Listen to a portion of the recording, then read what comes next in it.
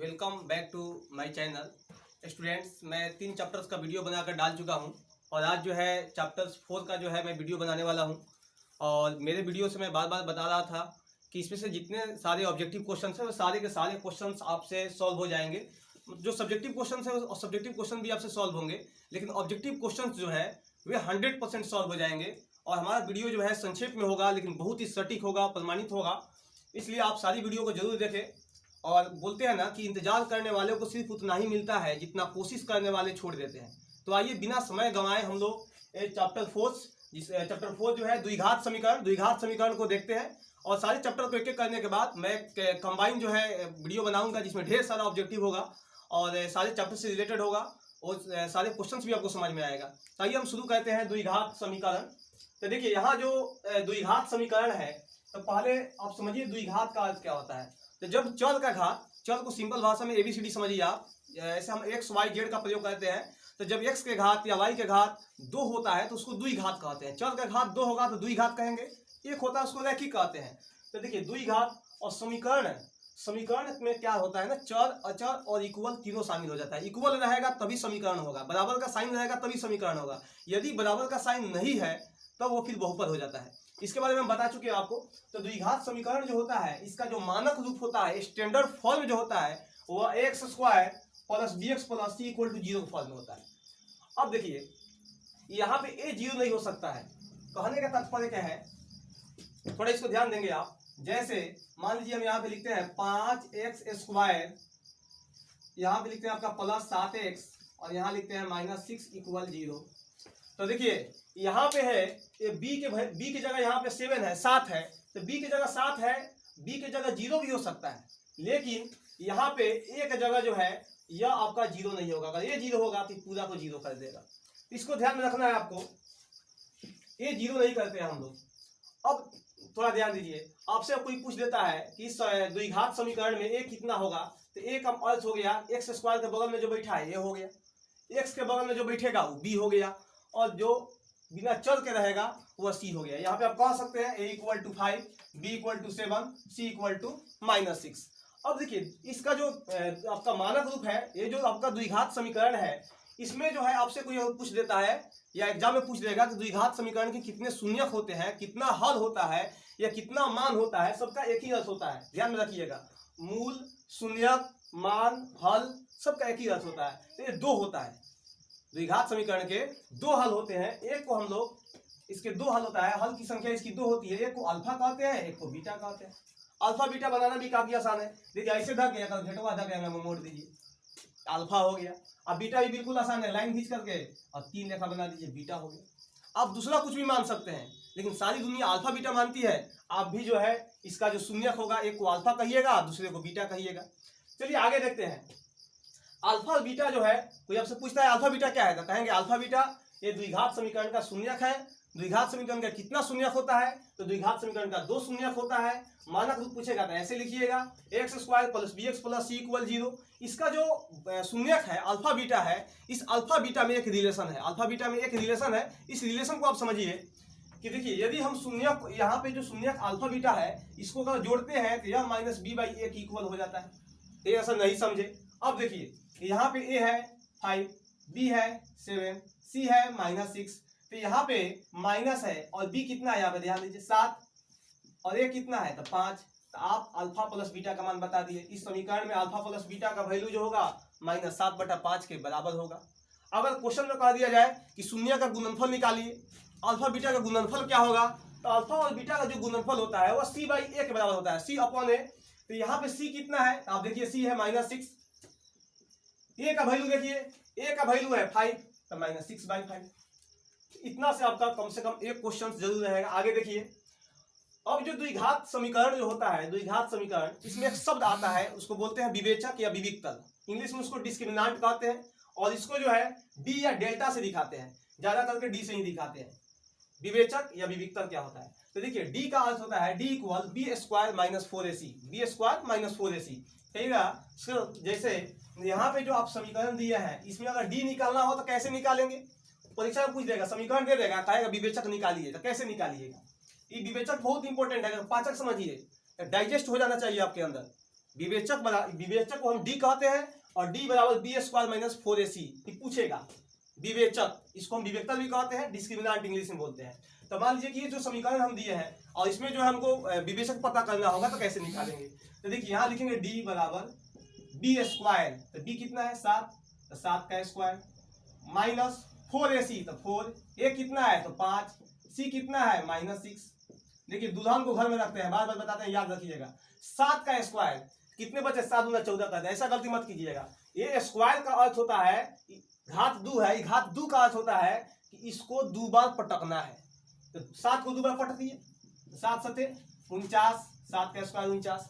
यहाँ देखिए जब गुना किया जाता है तो माइनस का पेयर देखा जाता है, जोड़ा है कि नहीं।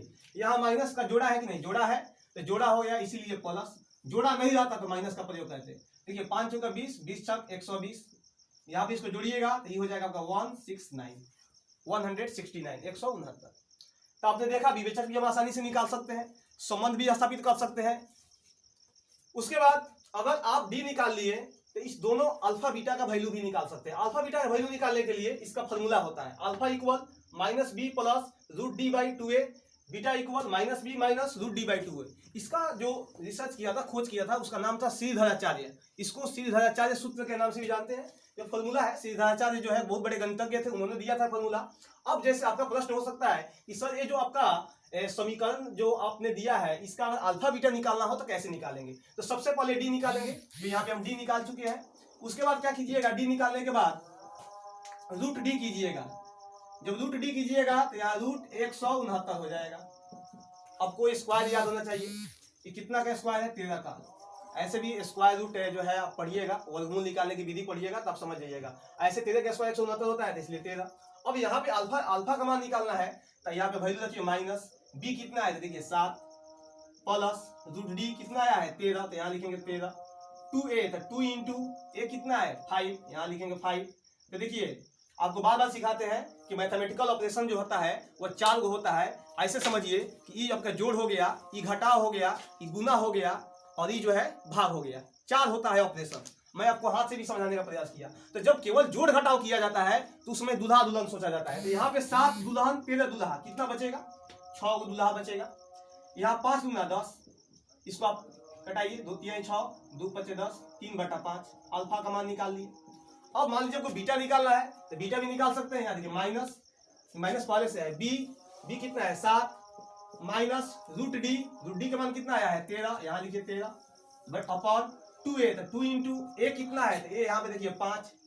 अब यहाँ देखिए ये दोनों दुल्हने हैं, 7 दुल्हन 13 दुल्हन, 20 को दुल्हन बटा 10, देखिए 10 गुना 20 यानी -2। अल्फा बीटा भी आप निकाल लिए। तो आपने कितना सुंदर ढंग से देखा कि अगर जो है द्विघात समीकरण दिया हो तो उसका हम अल्फा बीटा में संबंध स्थापित कर सकते हैं, विवेचक भी निकाल सकते हैं और अल्फा बीटा भी फाइंड आउट कर सकते हैं। अब आपको बताएंगे कि जो हम यहाँ पे विवेचक निकालते हैं, डी का जो मान निकालते हैं, ये डी का जब मान निकालते हैं तो डी का मान जो होता है 3 स्थिति पैदा कर सकता है। ये तीनों स्थिति के बारे में हम चर्चा करेंगे। आइए आपको दिखाते हैं इस डी के विषय में। हम तो स्टूडेंट, मैं आपको बता रहा था कि जब डी का मान निकालेंगे तो 3 स्थिति पैदा हो सकती है, तीन कंडीशन पैदा हो जाएगा। जब डी का मान हम लोग निकालते हैं, अभी दिखाया है डी का मान कैसे निकालते हैं। जब डी का मान हम लोग निकालेंगे तो 3 स्थिति पैदा हो सकती है। या तो डी इक्वल 0 हो सकता है, डी का मान 0 हो सकता है, या ऐसा हो सकता है कि डी का मान निकालें और 0 से बड़ा हो गया, मतलब कोई पॉजिटिव नंबर आ गया।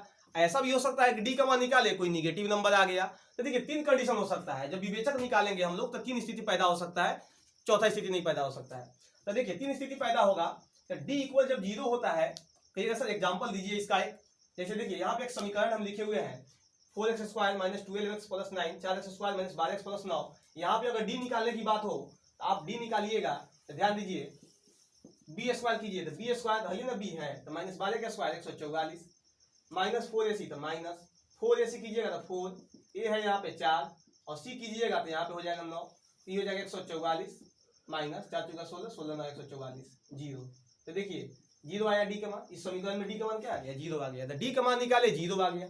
ऐसा कंडीशन आ जाए, ऐसा समीकरण आ जाए जब डी का मान निकाले या डी का मान 0 हो गया, तो उस कंडीशन में मान जो होगा हमारा निकलेगा, लेकिन दोनों मान अल्फा और बीटा दोनों मान जो होगा हमारा, दोनों हल जो होगा, दोनों शून्यक जो होगा वो एक जैसा होगा, समान होगा। इसको हम बोलेंगे वास्तविक है, समान है।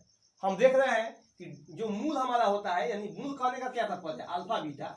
अल्फा बीटा जो होगा वो समीकरण की उसकी डी पर डिपेंड करता है। उसकी जो प्रकृति होती है, समीकरण की जो प्रकृति होती है, समीकरण का जो विशेषता होता है वो डी के मान पर डिपेंड करता है, यानी विवेचक के मान पर डिपेंड करता है। विवेचक का मान 0 आ गया, डी 0 आ गया, उस कंडीशन में जो होगा प्रकृति, इसकी समीकरण की जो प्रकृति होगी वास्तविक होगी और समान होगा। ठीक है, सब नहीं समझ रहे हैं। इसका कहने का तात्पर्य है कि अल्फा का जितना मान आएगा, जितना मान एकल होगा उतने मान एकल होगा, मतलब अल्फा बीटा दोनों का मान क्या होगा, बराबर होगा, और अल्फा बीटा का मान -b/2a के बराबर होगा। ऐसा भी हो सकता है कि डी का मान निकाले और 0 से बड़ा आ गया। जैसे इस समीकरण में देखिए, दूसरा समीकरण लिखे हैं, यहाँ पे हम डी निकाल रहे हैं b², तो यहाँ पे b है -7, -7 का स्क्वायर हो गया 49, -4ac तो 4, a यहाँ पे 1 छुपा हुआ है और c यहाँ पे 12 है। अब देखिए तो 49 - 48 1, देखिए 0 से बड़ा मान आ गया। तो ऐसा कंडीशन जब डी का मान जो है 0 से बड़ा आ जाए, तो ऐसा कंडीशन में मान वास्तविक होगा और असमान होगा। असमान का अर्थ है कि मान निकलेगा, अल्फा का भी मान निकलेगा, बीटा का भी मान निकलेगा, लेकिन दोनों मानवा जो होगा वो एक जैसा नहीं होगा, दोनों अलग अलग होगा। एगो 4 आ जाएगा, वो 5 आ जाएगा, एगो -6 आ जाएगा, वो 7/8 आ जाएगा। लेकिन जब डी का मान 0 आएगा, उस कंडीशन में अगर अल्फा 4 तो बीटो 4, अल्फा 10 तो बीटा 10, अल्फा -5 तो बीटा -5। अब देखिए तीसरा कंडीशन, डी का मान निकाले और 0 से ससुरा छोटा हो गया। ऐसा भी तो हो सकता है कि डी का मान 0 से कम हो गया। जब डी का मान 0 से कम होगा तो घबराना नहीं है। जैसे देखिए एक समीकरण में, इस समीकरण में देखिए हम डी का मान निकालते हैं। देखिए यहाँ पे डी b², यहाँ पे -4 है, -4 का स्क्वायर हो गया 16, -4ac 4, a यहाँ पे 1 है और c यहाँ पे 10 है, तो देखिए 16 - 40। अब देखिए आपका कितना हो गया, 24 -24। देखिए इसका जो मान आया, आपका निगेटिव में आ गया। तो डी का ऐसा भी स्थिति हो सकता है, समीकरण में ऐसा भी स्थिति हो सकता है कि जब विवेचक निकाला जाए, डी का मान निकाला जाए तो निगेटिव नंबर दे दे। जब निगेटिव नंबर दे देगा तो उसका मूल कहते हैं काल्पनिक होगा, वास्तविक नहीं होगा, मूल काल्पनिक होगा। आपको मूल निकालने की जरूरत नहीं है, मूल आपको नहीं निकालना पड़ेगा। मूल नहीं निकालेंगे यानी अल्फा भी नहीं निकालेंगे, बीटा भी नहीं निकालेंगे। हालांकि इसको पढ़ना है, हालांकि इसको हायर क्लास में जो है पढ़ना है, चैप्टर है कॉम्प्लेक्स नंबर, आपको 11th में उसमें पढ़ाई करना है, लेकिन 10th क्लास में इसको निकालने की जरूरत नहीं है। अगर डी का मान निगेटिव आ जाता है तो कहिएगा मूल काल्पनिक है, वास्तविक नहीं है, अल्फा बीटा आप नहीं निकालेंगे। चलिए इतना करने के बाद आप इसको समझ गए होंगे। अब हम कुछ क्वेश्चंस कराते हैं। कुछ क्वेश्चंस करने के बाद आपका डाउट जो है क्लियर हो जाएगा कि कैसे जो है हम डी का मान रख करके क्वेश्चंस को जो है सॉल्व करेंगे। क्वेश्चंस, हाँ तो आइए स्टूडेंट, मैं आपको बता रहा हूँ कुछ ऑब्जेक्टिव क्वेश्चन को समझते हैं। इस चैप्टर्स के कुछ ऑब्जेक्टिव क्वेश्चन कैसे पूछेगा। जैसे एक क्वेश्चन, पहला क्वेश्चन देखिए आप, ऐसे दिया हुआ है x² + 2x + 4 = 0 के मूल की प्रकृति क्या होगी। तो मूल यानी शून्यक, शून्यक यानी हल, प्रकृति मतलब हो गया उसका गुण, विशेषता। तो प्रकृति जब पूछेगा ना तो डी निकालिएगा। तो जैसे हम डी निकालते हैं, डी निकाल के पंचायती करेंगे, तय करेंगे कि यहाँ पर विशेषता क्या होगा। तो डी होता क्या है, b² है ना, है b, 2 का स्क्वायर 4 -4 a देखिए यहाँ पे कुछ नहीं है 1, c यानी 4, यानी 4 - 16 = -12। देखिए क्या आ गया, निगेटिव नंबर आ गया, माइनस में संख्या आ गया, यानी इसका जो मूल होगा वह काल्पनिक होगा, वास्तविक नहीं होगा। अल्फा बीटा निकालने की जरूरत नहीं है, केवल इसमें लिख देंगे काल्पनिक। चलिए दूसरा क्वेश्चन समझिए। कह रहा कि a के किस मान के लिए x² + 4x + a = 0 के मूल वास्तविक होगा। तो देखिए वास्तविक कब होता है, वास्तविक दो कंडीशन में होता है। वास्तविक एक होता है कि इक्वल 0 होगा तब, और एक होता है इक्वल 0 होगा तब, एक होता है 0 से बड़ा हो जाएगा तब। दो कंडीशन होना चाहिए, ठीक है। अब देखिए तो यहाँ क्वेश्चन सबका आ रहा है कि a के किस मान के लिए इसका जो मूल होगा वास्तविक होगा। तो इसको करेंगे d > 0। d होता है b² यानी 4 का स्क्वायर 16 -4, a है यहाँ पे 1, c है यहाँ पे a, > 0। तो ये हो जाएगा 16 > 4a, ये 4 यहाँ मल्टीप्लाई में जाएगा, डिवाइड हो जाएगा, तो 16/4 > a, 4 × 16। ये जो होना चाहिए है कि नहीं, तो 4 के बराबर या 4 से छोटा होना चाहिए। तो आपने देखा a का मान कैसे फाइंड आउट कर लेंगे।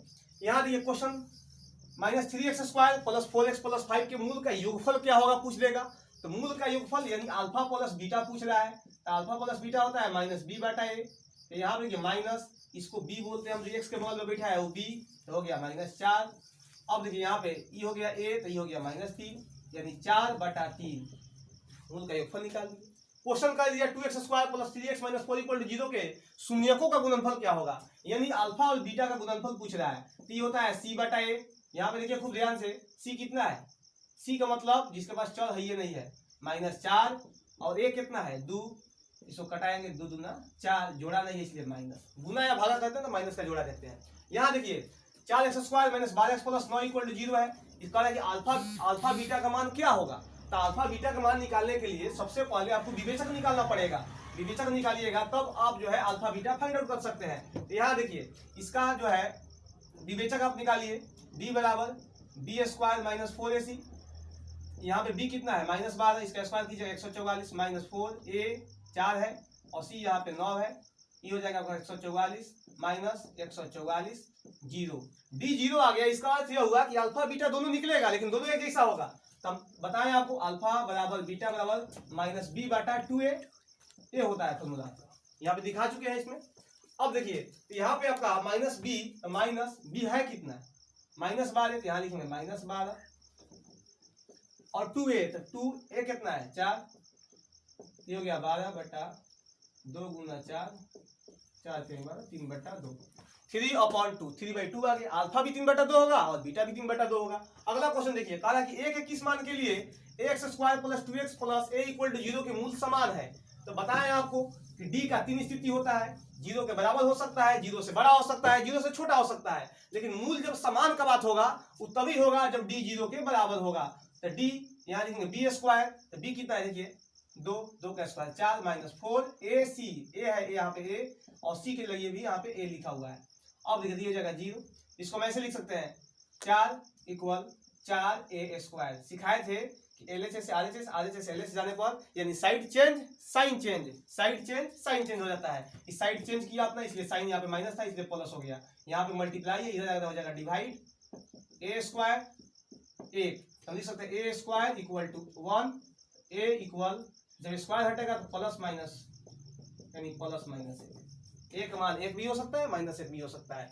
क्यों किया ऐसा, क्योंकि कह रहा है मूल समान है। यहाँ देखिए कह रहा है कि x² plus bx plus c equal to 0 के मूल समान होगा। यहाँ पे 4 ऑप्शन भी हम दे दिया आपका, कब कौन सा ऑप्शन सही है।